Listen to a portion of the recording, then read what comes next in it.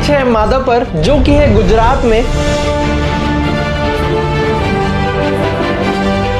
और ये सिर्फ इंडिया का नहीं बल्कि पूरे वर्ल्ड का रिचेस्ट विलेज है। यस, पूरी दुनिया का सबसे अमीर गांव हमारे इंडिया में है।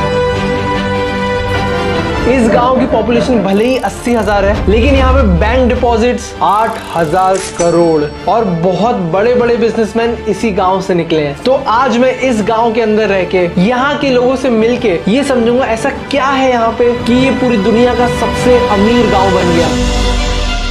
तो माधापर में आते ही सबसे पहले मेरी बात हुई जयंत जी से, जो माधापर की सबसे बड़ी कम्युनिटी पटेल समाज के प्रेसिडेंट है पिछले 17 सालों से। और इन्होंने जो इस गांव के बारे में हमें चीजें बताई वो शायद कोई बाहर वाला नहीं बता पाएगा। तो जयंत जी, जैसे ही मैं अंदर एंटर किया माधापर में, मैं सच में देख के पहले तो हैरान रह गया।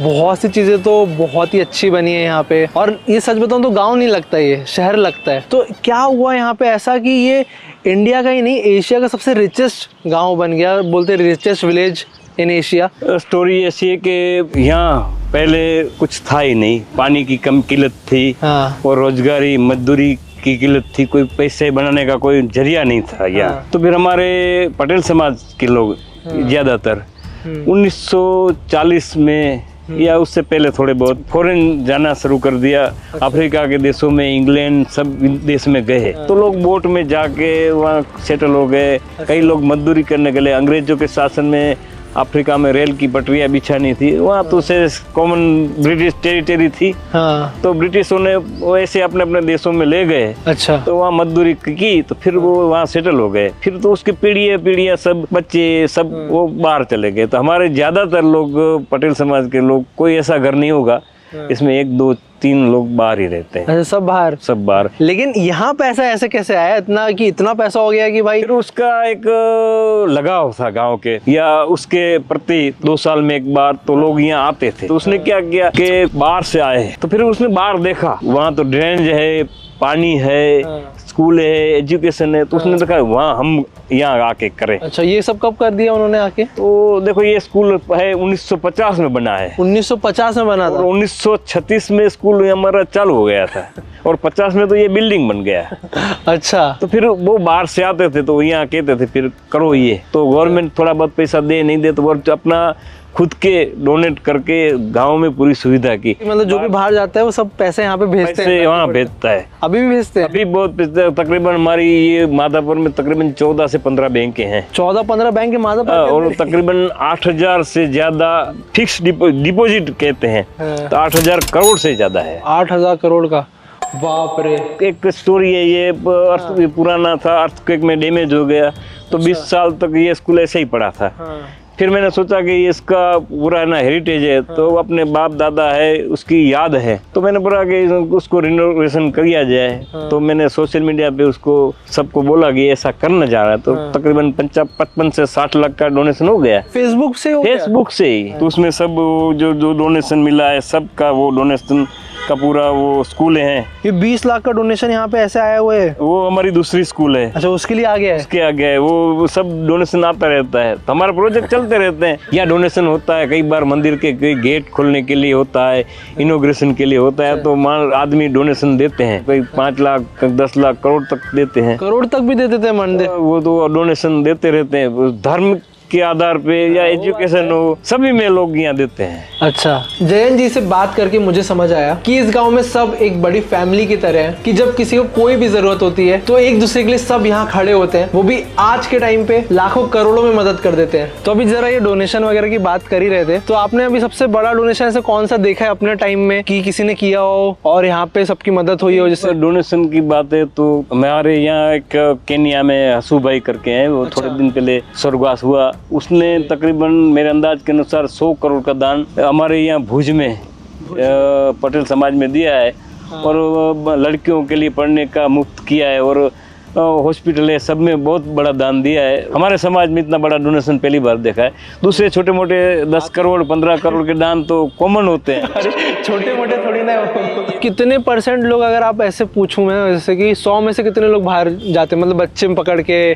जितनी गांव में हमारी पाटीदार समाज की आज 7-8 हजार की लोग हैं, उससे ज्यादा बाहर है। बाहर ज्यादा है। अच्छा, अभी जैसे मैं अंदर घुसा मादापर में, तो मैंने एक चीज नोटिस करी, जैसे कि अभी इसको गांव बोलते हैं, तो गांव में कच्चे घर होते हैं, लेकिन यहाँ के घर एकदम पक्के आलीशान, मतलब महल है महल। तो इसमें क्या है कि पुराने एक तो पैसे होते हैं, हाँ। दूसरा क्या है कि हमारा कंस्ट्रक्शन का काम ही कंस्ट्रक्शन का है। फिर दूसरा क्या है कि जब हम बाहर लोग रहते हैं तो वो बाहर की जो फैसिलिटियां हैं, बाहर की डिजाइन है, तो फॉरेन की तरह वो मकान भी फॉरेन की तरह, तो इतने लग्जरी मकान बना रखे हैं, फैसिलिटी भी फॉरेन की तरह बनाएंगे। अच्छा, तो वहां से आएंगे तो रहने का उसका जो ढंग है वो भी यहीं भी वही रहेगा। हाँ, ये बात है। जयंत जी से मिलने के बाद जब मैं इस गांव में घूम रहा था, तब मैंने एक चीज नोटिस करी कि पूरे गांव में कोई भी कच्चा मकान नहीं है, सारे घर एकदम वेल मेंटेन्ड है, प्रॉपर बंगलो स्टाइल में बनाए हैं। भाई देख रहे हो क्या घर है यार। मैं बोलूंगा भाई, अगर किसी को भी मोटिवेशन चाहिए ना लाइफ में पैसे कमाने की, एक बार मादापर में आ जाए और थोड़े दिन रुक के जाए, यहाँ की रहीसी देख के आपको भी मन कर जाएगा पैसा कमाने का, ऐसे ऐसे बड़े घर बनाने का। और देखो, ऐसा नहीं है कि बस एक ही साइड में बंगलो बने, आलीशान घर बने हैं, बाकी पूरे गांव में नहीं है। हम लोग अलग अलग स्ट्रीट्स घूम रहे हैं, सारे घर एकदम वेल मेंटेन्ड, एकदम सजे हुए बने हैं एंड प्रॉपर प्लानिंग के साथ बने हैं। भाई मतलब ये कहीं से भी एक गाँव जैसा फील नहीं देता है आपको। बहुत सी जगह ऐसा लगेगा कि आप एक शहर की वेल प्लान कॉलोनी में आ गए हो, इतना अच्छे से सब कुछ मेंटेन करके रखा है सब लोगों ने। और सिर्फ एक ही कलर में नहीं भाई, सबने अपनी अपनी मर्जी से अपना पेंट डिजाइन सब लगाया है। और ऐसे थोड़ा और पता करने के लिए मैं मिला एक ऐसे डॉक्टर से जिनका जन्म मादापर में हुआ है और उन्होंने इस गांव को बदलते हुए देखा है। हेलो डॉक्टर, नमस्ते। आ जाए, डिस्टर्ब तो नहीं कर रहा हूँ, बात कर सकता हूँ आपसे? हाँ हाँ ठीक है। सर आपका नाम क्या है? मेरा नाम है निरंजन ओदवजी चौहान। अच्छा, तो यहाँ पे मैंने बहुत सुना है कि यहाँ पे एनआरआई आते हैं, बाहर से लोग आते हैं, तो यहाँ पे इस गांव में सारी फैसिलिटीज, जैसे एनआरआई वगैरह भी आते हैं, तो सारी फैसिलिटीज हैं, मतलब कि उनको हेल्थ सर्विसेज अलग लगती होंगी। इसके हेल्थ सर्विस में जो वो एनआरआई लोग जो वहाँ मिलती है, उसी हिसाब से यहाँ मिल जाती है। अच्छा, मिल जाती है? मिल जाती है। और दूसरा क्या है कि अगर उसको जरूर रहे तो पास में भूज 3 किलोमीटर दूर है, ज़्यादा है नहीं। भूज है वो कच्छ का मेन सेंटर है, तो वहाँ पूरी उसको सुविधाएं मिलती है। अच्छा, वहाँ अस्पताल भी अच्छी है, सब फैसिलिटी सब एवरीथिंग है। आप यहाँ पे कब से हैं? मैं तो बचपन से इधर ही। आप इधर ही पैदा हुए मादापर में? ये जूनावास में जो है तो आपने पूरा बनते हुए देखा होगा मादा? सब पता है मेरे को। उस टाइम से लेके अभी में बहुत फर्क है कि नहीं? फर्क है, लेकिन सुधार बहुत अच्छा है। अच्छा, सुधार बहुत अच्छा है। लेकिन जैसे कि गांव में बहुत, मतलब मैंने तो देखा है 90% या 95% लोग इंश्योरेंस वगैरह लेते ही नहीं, बात भी नहीं करते उसकी। लेकिन मादापर में कैसा सीन है? मादापर में लेते हैं इंश्योरेंस। आपको जैसे कि मान लेते कोई आपको पेशेंट आया और उसको कुछ प्रॉब्लम है, तो फिर वो आप जनरली उनके पास इंश्योरेंस रहता है, नहीं रहता है, या फिर आजकल लोगों को इंश्योरेंस लेके ही जाते हैं। कौन लेता है, क्या करता है, तो बड़ी बड़ी अस्पताल ऐसे वो चले जाते हैं। अच्छा भाई, बात करके ये समझ में आ रहा है कि लोकल लोगों का बहुत सपोर्ट है जब मादापर की बात आती है। सबकी यहाँ पे अच्छी सेविंग्स है, अच्छी इन्वेस्टमेंट्स है, और अपना फ्यूचर सिक्योर रखने के लिए इंश्योरेंस भी काफी लोगों ने ले रखा है। और इनफैक्ट जब डॉक्टर से बात की थी हमने, तो पता चला भी इंश्योरेंस भी सब लोग लेते हैं। एंड ऑनेस्टली जब भी इंश्योरेंस का टॉपिक आता है तो लोग कंफ्यूज हो जाते हैं, इतने सारे कंफ्यूजिंग टर्म्स होते हैं, कंपनीज के अलग अलग प्लान्स होते हैं, तो कंफ्यूजन बहुत बढ़ जाता है। इसीलिए मुझे डिटो इंश्योरेंस काफी यूनिक लगा, क्योंकि ये चीजें अननेसेसरली कॉम्प्लिकेटेड नहीं बनाता है। यहाँ आपको स्पैम फ्री गाइडेंस मिलती है, जहाँ एक्सपर्ट्स आपको सिंपल लैंग्वेज में समझाते हैं आपके लिए क्या रेलेवेंट है क्या नहीं। और इनफैक्ट इनकी फ्री कंसल्टेशन होती है, तो बिना प्रेशर के पहले आप समझ सकते हो, कंपेयर कर सकते हो और फिर डिसाइड कर सकते हो। देखो, इनकी वेबसाइट पे टूल्स, कैलकुलेटर और आर्टिकल्स भी हैं जो चीजें और इजी बना देते हैं। मतलब आपको ऐसा फील नहीं होता कि बस कुछ बेचा जा रहा है, इंस्टेड प्रॉपर्ली एक्सप्लेन किया जा रहा है। और अच्छी बात यह है कि डिटो बस प्लान चूज करने तक लिमिटेड नहीं रहता, ये आपके पेपर वर्क और क्लेम सपोर्ट में भी हेल्प करता है, जो यूजुअली सबसे कंफ्यूजिंग पार्ट होता है। तो गाइस, अगर आप भी इंश्योरेंस को सिंपल तरीके से समझना चाहते हो, बिना स्पैम और बिना कंफ्यूजन के, तो book a free call with ditto on website. Link मैं आपको डिस्क्रिप्शन में दे रहा हूँ, जाके चेकआउट कर लेना, पूरा आइडिया लग जाएगा। ओके, हम लोग अभी आगे बढ़ते हैं। और यहाँ के बच्चों की भी मेंटेलिटी बाकी बच्चों से थोड़ी अलग है। और भाई, आपका नाम क्या है? यशराज जेठवा। मेरा चैनल देखा आपने? हाँ देखा है। झूठ बोल रहे हो, चैनल का नाम बताओ। अकाउंटिंग। हाँ, बता दिया भाई। कि आप इधर ही रहते हो? हाँ, इधर ही रहते हैं। तो आप कब निकल रहे हो बाहर इंडिया के? नहीं, हम यहाँ पे रहेंगे गुजरात में। अरे आप नहीं जा रहे? नहीं, सब जाते हैं। घूमने जाएंगे। घूमने जाओगे, लेकिन वहाँ पे शिफ्ट नहीं होगे? नहीं, शिफ्ट नहीं होगी। लेकिन फिर भाई ऐसे करोड़ों कैसे कमाओगे जैसे अंकल लोग? यहाँ पे ही कमा लेंगे। मैंने बहुत कहानियाँ सुनी है कि यहाँ पे बहुत ही अमीर अमीर लोग आते हैं। अमीर तो बहुत है यहाँ पे। बड़ी बड़ी गाड़ी, रेंज रोवर, मर्सिडीज, सारी गाड़ी है। सारी गाड़ियाँ देखते हो आप? ऑडी। आपके नाना की भी रेंज रोवर है? तो सब यहाँ पे ऐसे ही है क्या सबका? बाइक्स भी बहुत है, super bikes. Super bikes Hayabusa भी। हायाबुसा ये रही। इनके भाई की हायाबुसा। अरे इनकी देखो ये भाई हायाबुसा है इसकी। तो यहाँ पे ऐसा क्या हुआ कि यहाँ पे स्टार्टिंग से मतलब अभी इतने अमीर लोग हो गए हैं? यहाँ पे बहुत NRI बहुत है। एनआरआई लोगों के भी बंगलो बहुत बड़े बड़े बने हुए हैं। बहुत यहाँ पे है हेरिटेज विलास, हाँ, प्राइवेट स्विमिंग पूल्स, सब कुछ। सिर्फ हफ्ते के लिए यहाँ पे मकान ले लेते। फिर तो एक हफ्ते के लिए आते हो हाँ, मकान ले लेते मकान ले लेते। पोर्स है इसके बाद। भाई आपकी पोर्स है तो आप पोर्स से आते हो? तो पोर्स लाए नहीं आज? अभी तो रैंडमली आना हुआ ना यहाँ पे। अच्छा, अभी कॉल आया कि आ जाओ जी, तो बैठते चले गए बैठने। वरना पोर्स वगैरह से भी घूमते हो? आधा पर में मोटी जान मोटा पैसा दिखा दो कोई मारे जैसा। आप एनआरआई हो? ना मेरे पापा NRI। आपके पापा एनआरआई है? बाहर है आपके पापा? भाई आपकी फैमिली में क्या करते हैं? हमारी फैक्ट्री में तो बिजनेस ही करते हैं सब। 4 फैक्ट्री है और एक खान है। 4 करोड़ की। 4 करोड़ की 4 फैक्ट्री? एक फैक्ट्री 4 करोड़ की। आपका नाम क्या है? ओम ठक्कर। अच्छा, आप लोग इधर ही रहते हो? माधापुर से ही। पापा लोग क्या करते हैं, मतलब फैमिली में क्या है? सबका बिजनेस है? बिजनेस है। कोई जॉब वाला भी है क्या? किसी का जॉब नहीं है? नहीं। भाई आपके पापा भी जॉब नहीं करते? सब बिजनेस ही करते हैं। तो भाई जैसे लोग बोलते हैं कि यहाँ पे बहुत अमीर लोग हैं, करोड़ों की गाड़ियाँ चलती रहती हैं, ये सब सच में बात है या फिर ऐसे थोड़ा मजाक वाली बात है? सब सच है? सब। और डोनेशन कितना बड़ा बड़ा देते हैं अगर देने जाए तो? 400 500 करोड़ 500 करोड़ का डोनेशन? पूरी स्कूल हॉस्पिटल बना दे। आपका भी आईफोन है क्या? यहाँ पे सबके पास आईफोन होता है क्या भाई? के पास आपकी एज क्या है? 14। आईफोन है आपका? और वैसे चलो पूछ ही लेता हूँ भाई, मुझे पता ही है। आपके पापा क्या करते हैं? बिजनेस। जॉब नहीं करते? नहीं। आप क्या करोगे? मैं भी बिजनेस। बिजनेस किस चीज़ का बिजनेस है? कॉन्ट्रैक्टर। कॉन्ट्रैक्टर है? अच्छा, बिल्डिंग बनाते हैं? अरे भाई यहाँ पे सब बिजनेस करते हैं? सब। आपके जो फ्रेंड हैं, बच्चे दोस्त लोग होंगे, उनके पापा क्या करते हैं? बिजनेस। सब बिजनेस करते हैं? Business. Guys, business, see power of business. मेरी जान।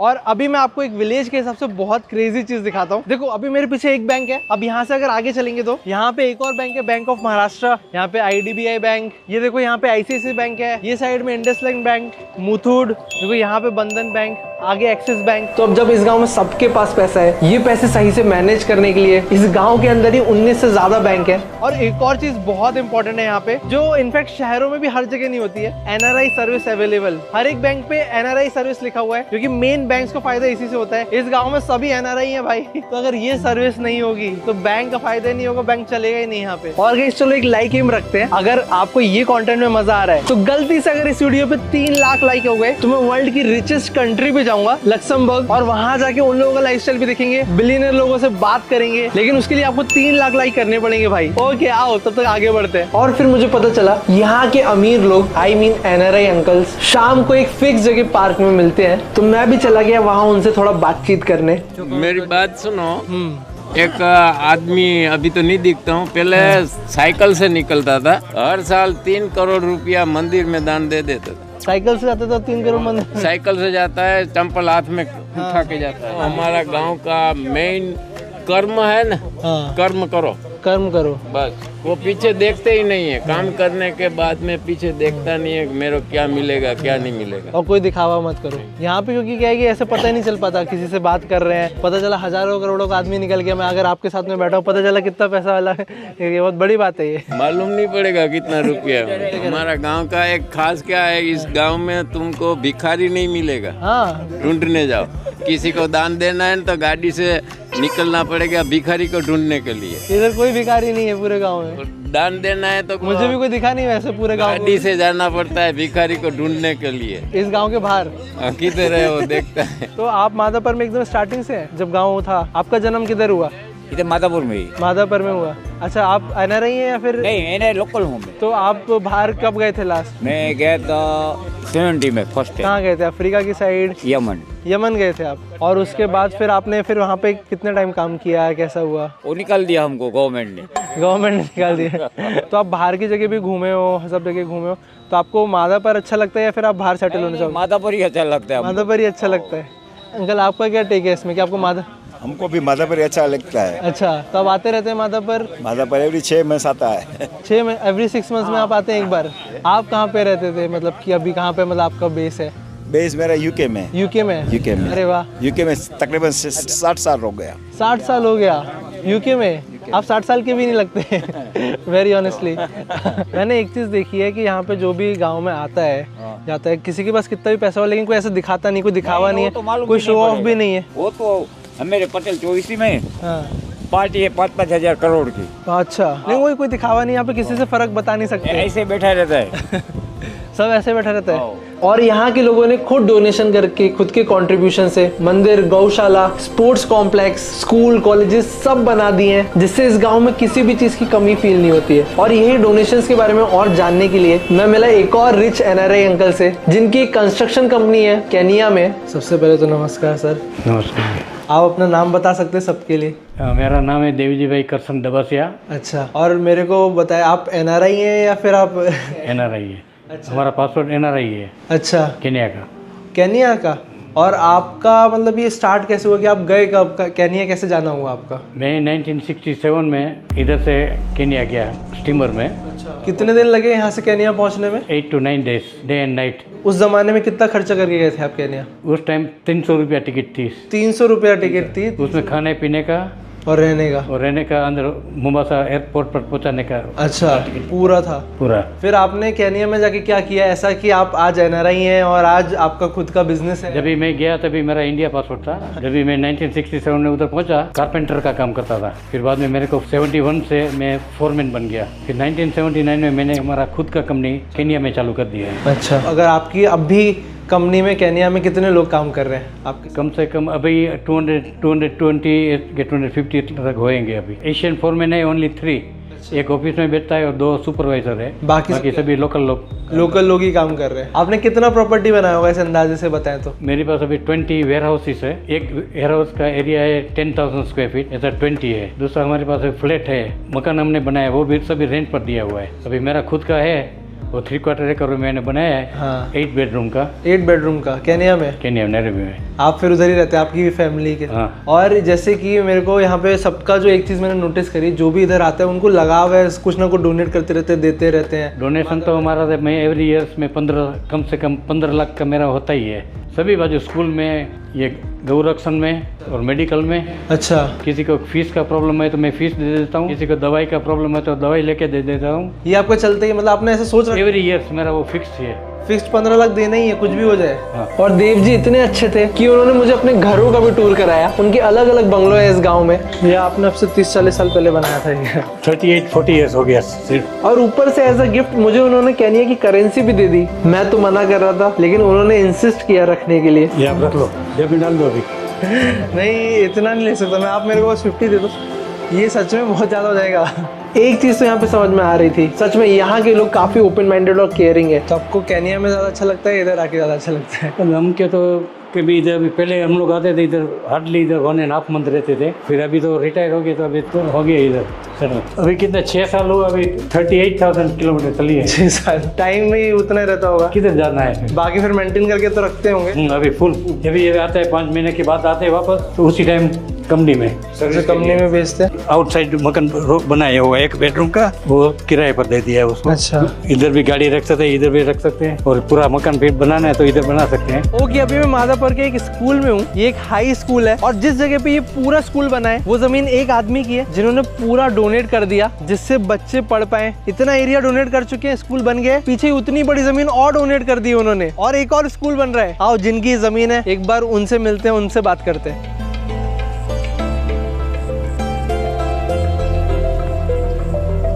ये देखो, जिसने पैसा दिया है ना वो भी मेंशन्ड है। इस गांव में कोई भी अच्छा काम करना होता है, यहाँ पे सच में लोग पैसे नहीं देखते, सपोर्ट के लिए सीधा हाँ बोल देते हैं। तो नमस्कार। पहले तो नमस्कार। आप अपना नाम बता दीजिए एक बार पूरा। मेरा नाम है राम जी प्रेम जी गुरसिया। तो राम जी, आपका मतलब जन्म यहाँ पे ही हुआ? माधापुर? जन्म माधापुर में ही है। और ये जो जमीन है, तो आप इधर ही रहते थे पहले, कैसा था? इधर ही रहते थे, इधर ही खेती करते थे। जो आज अभी इसकी प्राइस कितनी हो गई होगी वैसे जिस जगह की? तो 15-20 लाख करोड़ हो गए। 15-20 करोड़ की जमीन आपने डिसाइड किया कि नहीं मैं डोनेट कर देता हूँ, बच्चों के लिए जरूरत है, तो आपने पूरी डोनेट कर दी? डोनेट कर दी। ऐसा क्यों सोचा आपने कि मतलब नहीं कर देनी चाहिए? ऐसा मैं और मेरी वाइफ का माइंड एक है। और 75 में हम लंदन गए। तो वो उधर तो इंग्लिश का बहुत प्रॉब्लम था, हम समझते थे, हम 7 चौपड़ी बने और हम लंदन गए तब इंग्लिश की क्या जरूरत है हमको पता चला। इसलिए बच्चों के लिए कुछ करना चाहिए। मेरे पास 10 एकड़ जमीन है। अच्छा। तो पहला 2 एकड़ बच्चों के लिए दे दी और बाद में दूसरी दे दी। दूसरी पीछे वाली भी दे दी आपने? पीछे वाली दे दी। हम पहले ये तक खेती बाड़ी करते थे, बाद में 75 में उधर गया तब सुथारी काम करते थे, कारपेंटर का काम करते थे। कितने साल किया आपने वहाँ पे काम? 30-40 साल उधर। 30-40 साल काम किया। तो मैंने देखा कि जब अभी आप आ भी रहे थे तो आराम से आप स्कूटी से आ गए, ऐसा कुछ नहीं है कि गाड़ी से घूमना है? नहीं ऐसा नहीं, सादा जीवन है। हम खेती बाड़ी वाले हैं। मेरा बच्चा, आपका बच्चा सब पढ़े और आगे आए, बस इतना ही चाहते हैं। तो आप सारा सब जीवन दूसरों के लिए ऐसा चला? दूसरों के लिए। ये बहुत बड़ी सोच है। मतलब तो आप ऐसा नहीं सोचते कि ये ज़मीन बेच के इन्वेस्ट कर देता हूँ स्टॉक में, FD कर लेता हूँ? नहीं। लोग मतलब और करोड़ों बन जाएंगे? नहीं, बच्चों के लिए होता है और धर्म के लिए होता है। हाँ। वही हम चाहते हैं। वही चाहते हैं। मेरे पास खाने पीने का है, सेफ्टी है मेरी। तो फिर गए रखने के क्या करेंगे? ये सबकी सोच की बात है। हाँ। मेरे पास है तो कुछ करके जाओ। तो यस, इन्होंने करोड़ों की अपनी जमीन डोनेट कर दी जिससे यहाँ पे एक बच्चों के लिए अच्छा स्कूल बन सके, उनको हायर एजुकेशन मिल सके। और इतने अमीर होने के बाद भी उन्हें कोई घमंड नहीं था। वो अभी भी अपनी स्कूटी से निकल पड़ते हैं और पूरे गाँव में ऐसे ही घूम लेते हैं। भाई तो ये बताओ, माधापर में कब से हो? मेरे को 4-5 साल हुआ। 5 साल हुआ? अच्छा, ये मालूम है कि माधापर पूरे इंडिया का सबसे रिचेस्ट, सबसे अमीर गांव है, ये पता है? हाँ। पता है तुम्हें?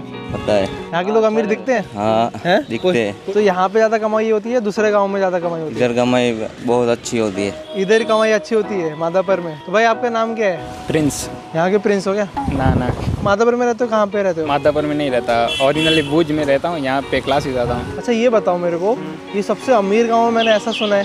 हाँ, ये सच है। तो आपको लगता है कैसा, इधर आके फील होता है ऐसा? हाँ, थोड़ा थोड़ा होता है। क्यों थोड़ा क्यों होता है? यहाँ की मोस्टली पब्लिक है, वो रिच पब्लिक, वो फॉरेनर है। फॉरेनर है? NRI।